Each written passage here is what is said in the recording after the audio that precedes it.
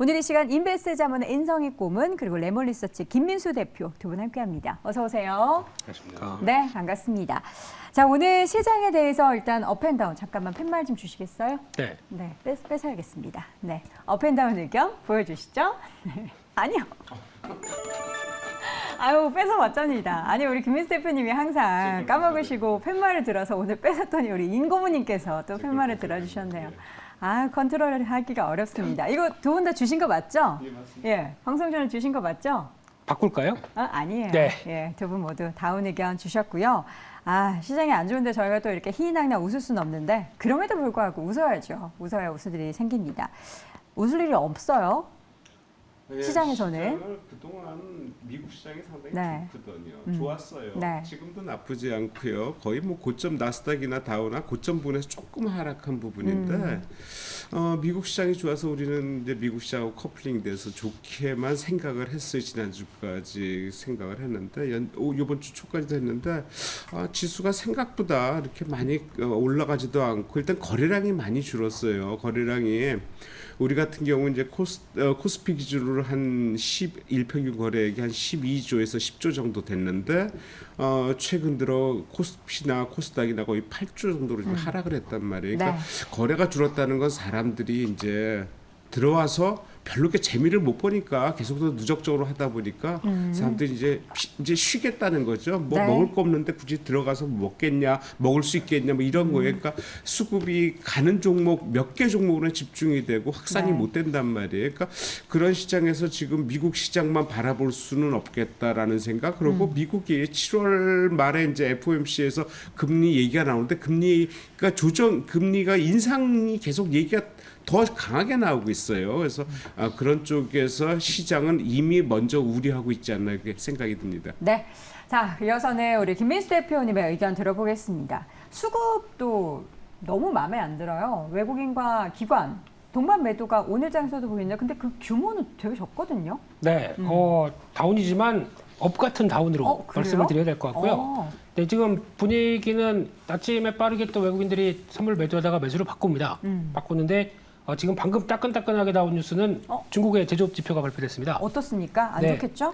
네, 중국에서 나온 지표를 보니까 6월달 제조업 PMI가 제조업 쪽은 49, 거의 뭐 예측했던 그대로 갔고요. 네. 50대 미칩니다. 근데 비제조업 서비스업 쪽이 53.2 쪽을 나오다 보니까 예상했던 것보다 한 0.9% 정도 덜 나왔습니다. 네. 그러면 아직 이 두 개를 봤었을 때 중국 활발하게 돌아가고 있구나.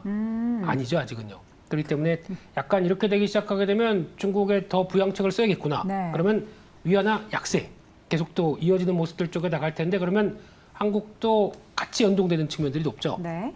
그럼 최근에 외국인들이 뭘 보고 있느냐라고 하게 되면 개인적으로는 환율 보고 있는 것 같습니다. 네. 환율에서 지금 1,300원대 넘어가면서부터 외국인들에 대한 대응들이 약간 정체를 보이고 있다 보니까 그렇다고 많이 파는 건 아니고요. 네. 이런 쪽에서 수급이 아직 모이지 않고 있다는 쪽인데 선물은 너무 꽉 차 있습니다. 그렇기 때문에 약간 좀 벗어나려고 그 매도 쪽에서 매수로 반전되기 시작하게 되면 일단 버틸 쪽으로 나올 텐데 중요한 지수대가 2,540으로 보고 있고요. 네. 그런 쪽에서 어느 정도 라인업은 만들지 않을까 싶은데 다음 주로 가면서 미국이 또 독립기념일 휴장입니다. 쉬네요. 네, 그리고 또 7월 4일. 7월 3일 날은 약간 반장. 반장. 4일 또 독립기념일이다 보니까 그때 달러 강세 모멘텀이 조금 완화되면 쉬는데 뭐 누가 매매를 하겠습니까? 네, 네. 그런 쪽으로 나오게 되면 그나마 좀 숨통이 좀 트이지 않나 싶은데 그런 때는 아마 시장이 전반적으로 반응하는 게 아니라 종목 특정 섹터. 장세 쪽으로만 이렇게 나오지 않나 싶어서 그런 건 좀 봐야겠다 생각 들고 있습니다. 중국 6월에 제조업 PMI 49로 집계되면서 3개월 연속 경기 위축 국면에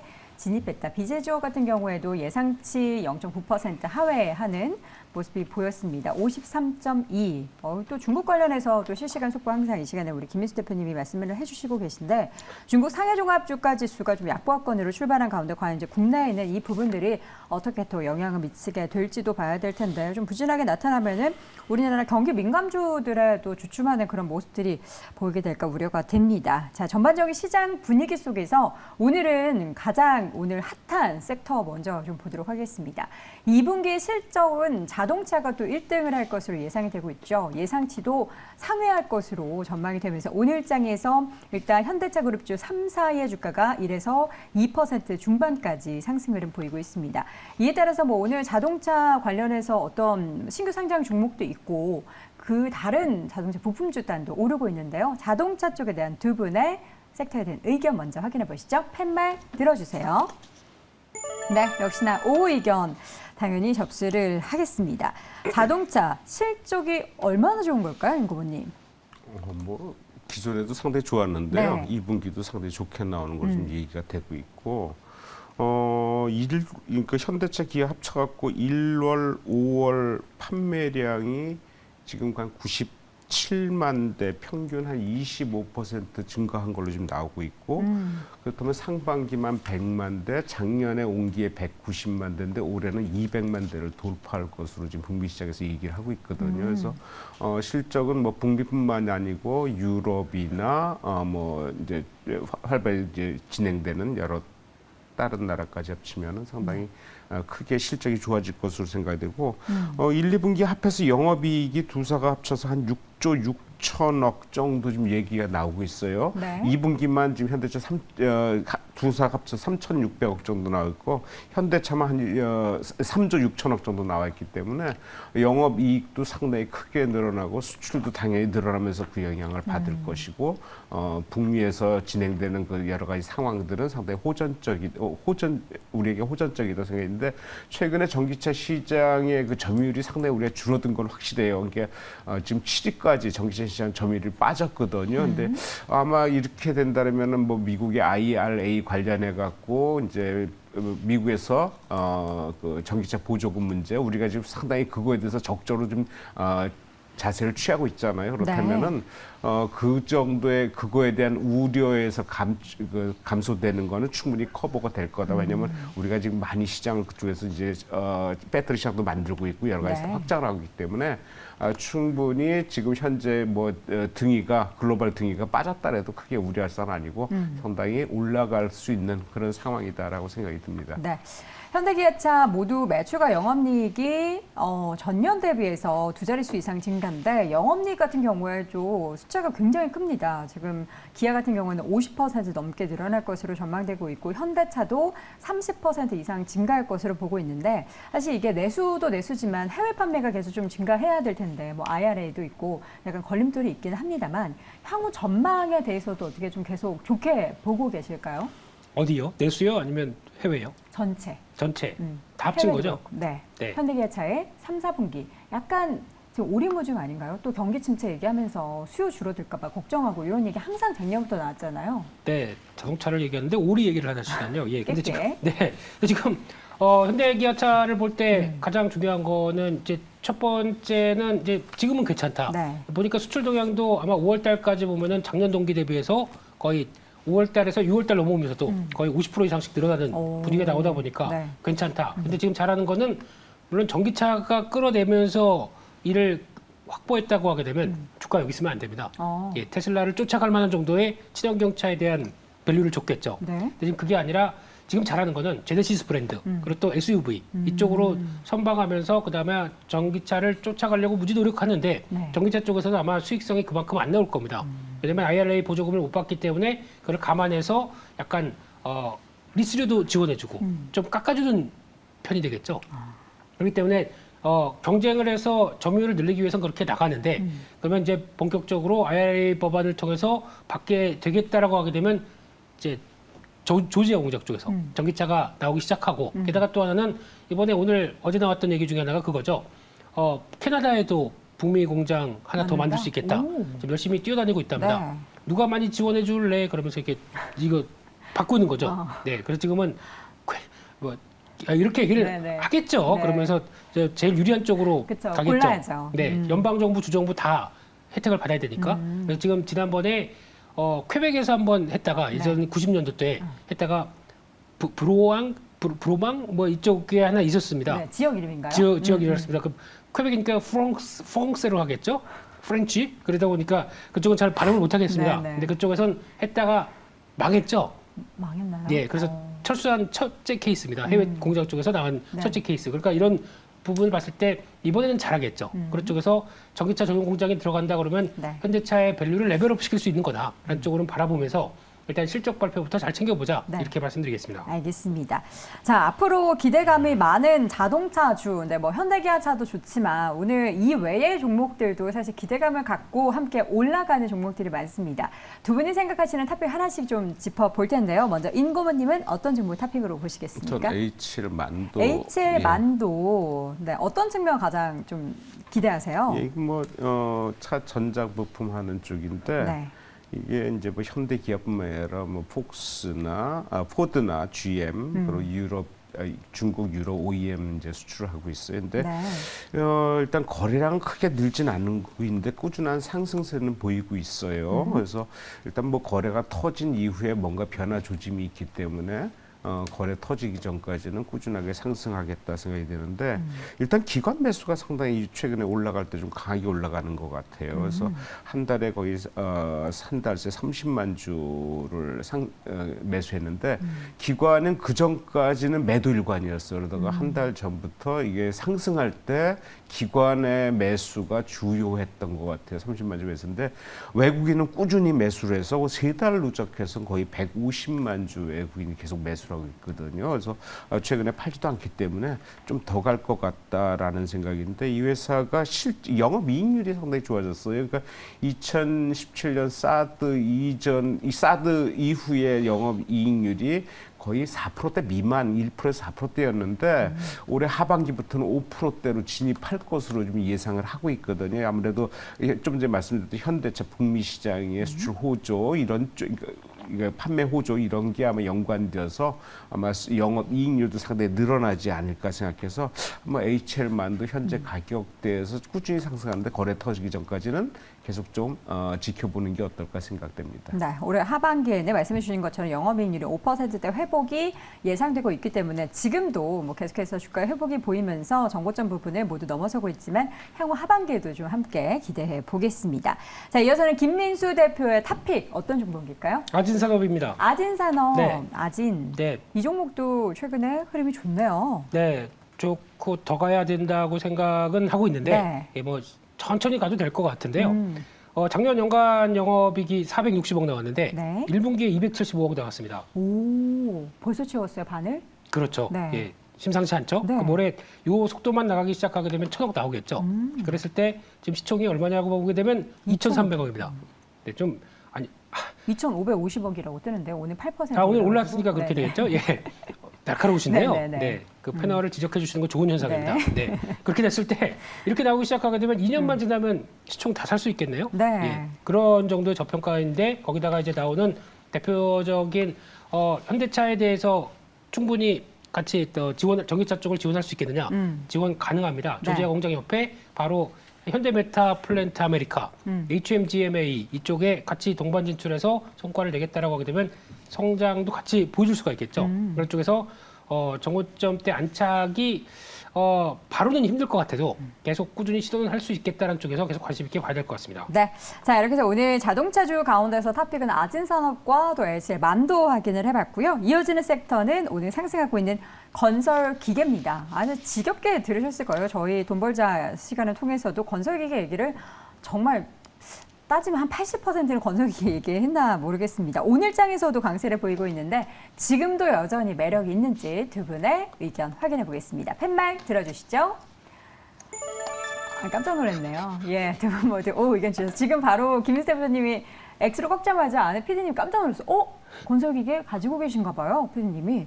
자, 먼저 건설기계 주가가 상승을 하는 가장 큰 이유는 뭐 수주 소식도 최근에 있었고 뭐 기본적으로 실적이 굉장히 좋다고 하는데 걱정이 되는 게 하반기에도 과연 좋을 것인가. 여기에 대해서는 약간 건설기계가 다른 섹터 대비해서 매력도가 좀 떨어진다는 분석도 있어요. 실적은 현재까지는 계속 좋았어요. 네. 지금 1분기 실적이 영업이익이 800억, 전년 동기 대비해서 70% 이상 늘었고, 뭐 2분기에도 조금 하락하는 수준 나오긴 하는데 조금 이제 줄어드는 것 같은데, 온기 실적 예상이 작년보다도 상당히 많이 늘어나는 쪽이라 그러면은 현재 이 상황은 굳이 나쁠 상황은 아니다 생각이 드는데 이게 문제는 이제 중국을 많이 기다렸었는데 중국 판매가 상당히 부진했거든요. 네네. 그래서 이거를 유럽이나 북미 쪽으로 돌려서 다변화시키면서 상당히 네네. 실적을 가미하는 것 같아요. 그래서 이런 상황은 아무래도 중국이 만약에 이제 그 부진했던 실적이 리오프닝이 확실히 되면서 뭔가 더 새로운 방법으로 가면서 그 시장이 열리다든가 그다음에 우리가 기대하는 지금 그 우크라이나 전쟁 이후의 문제들 네. 그거는 제가 보기에는 지금 단기적인 시각이라기보다는 상당히 장기적으로 봐야 되는 시각인 것 같아요. 그건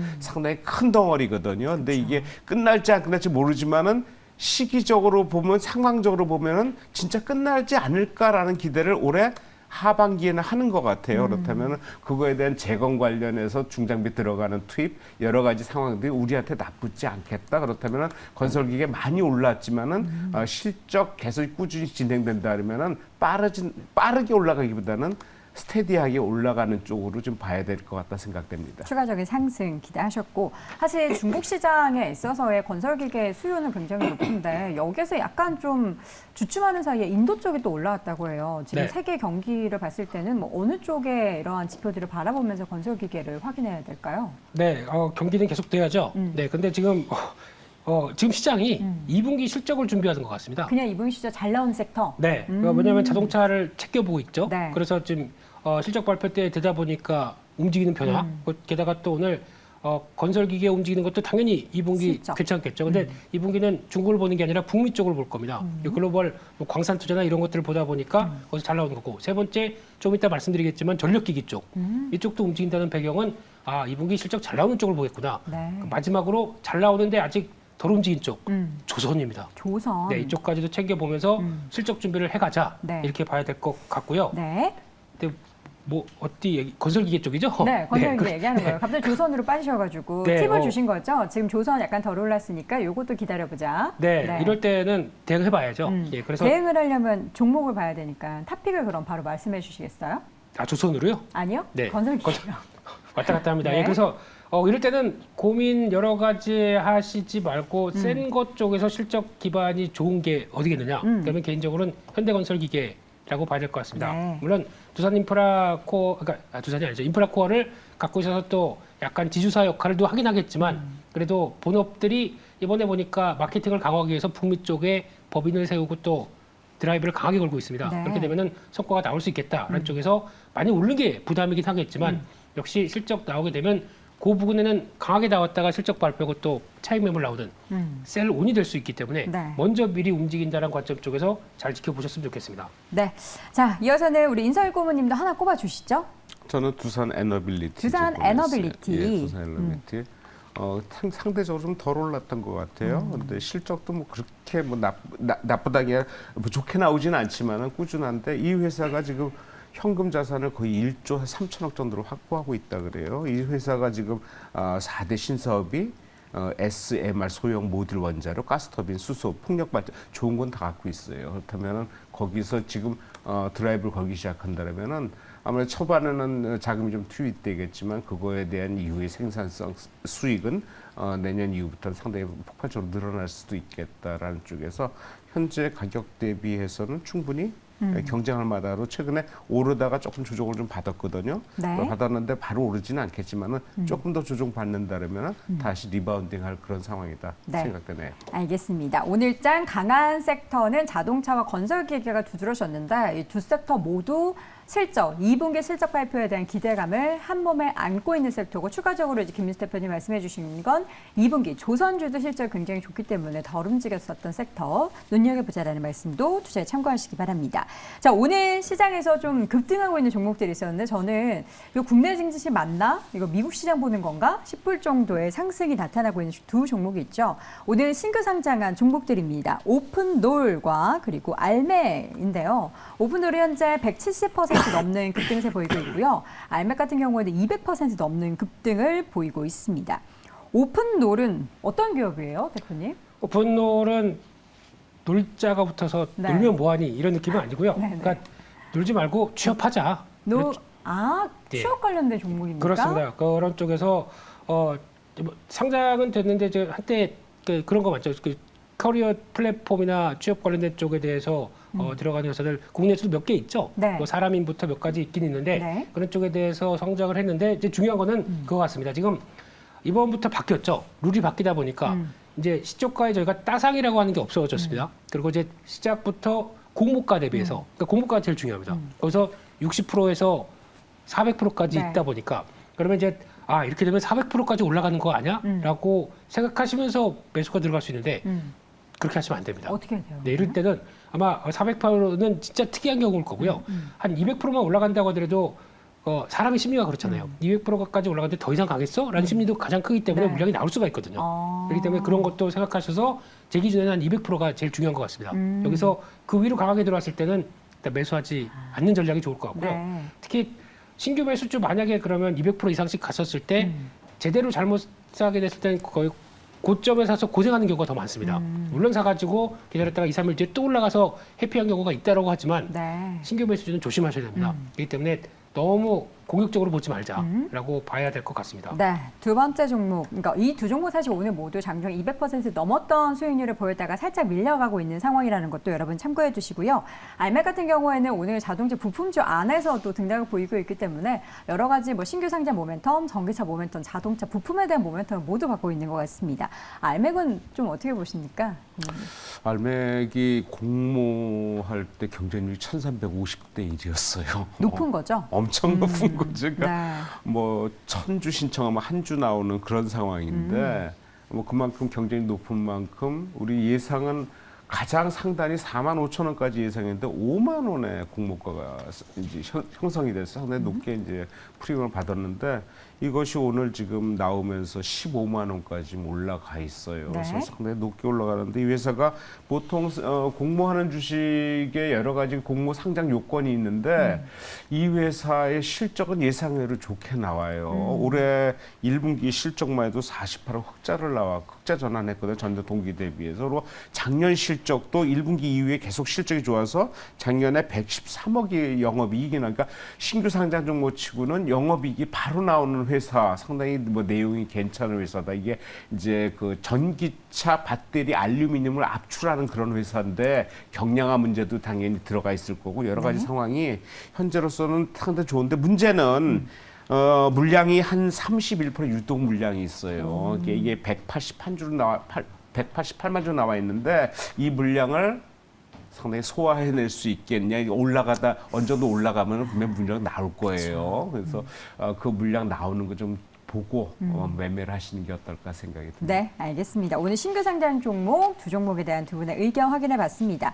자, 마지막으로 간단하게 오늘 히든 섹터, 히든 공략주를 좀 들어볼게요. 먼저 임고문님 먼저 말씀해 주시죠. 전 더 태평양물산. 태평양물산. 이게 이제 그 의류 관련이에요. 요새 의류 의류 쪽이 좀 좋은데. 예, 상당히 좋아요. 영업무역 한세지력 상당히 강세고 오늘도 네. 강세인데 상대적으로 덜 오른 것 같다 생각이 들어요. 그래서 실적도 상당히 좋거든요. 1분기만 영업이익 80억, 작년에 영업이익 684억이나 나왔거든요. 근데 실적 대비해서 주가가 안 올랐었어요. 의류 쪽이. 그러다가 올해 초부터 폭발적으로 작년 실적을 받아갖고 오르기 시작을 했단 말이에요. 그래서 늦게 올랐는데 늦게 오른 게 더 강하게 올라가는 것 같다. 현재 장세에서. 그래서 목표가 한 2,000원까지 그러니까 그 매물대 나오기 전까지 한 2,000원까지 한번 바라보시고 거래하시면 어떨까 생각이 듭니다. 네, 히든 섹터, 의류 섹터, 그리고 히든 종목으로는 태평양물산을 들어봤고요. 이어서 김민수 대표님은요?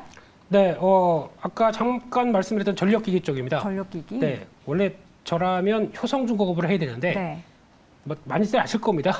예, 제가 효성중공업 좋아하는지는 아실 텐데 네. 오늘은 너무 많이 올랐기 때문에 따라갈 만한 재룡전기 말씀드려야 될 것 같고요. 전력기기 쪽에서. 네. 근데 이 종목도 오늘 5% 강세네요. 고점이고요. 네, 넘어갈 겁니다. 네. 전고점 넘어가는 실적들을 보여줄 거고. 근데 보통 그런 얘기 많이 하시는데 전력기기 변압기가 벌써 작년부터 계속 강화되고 실적 좋게 하다 보니까 이제 피크아웃 되는 거 아니야?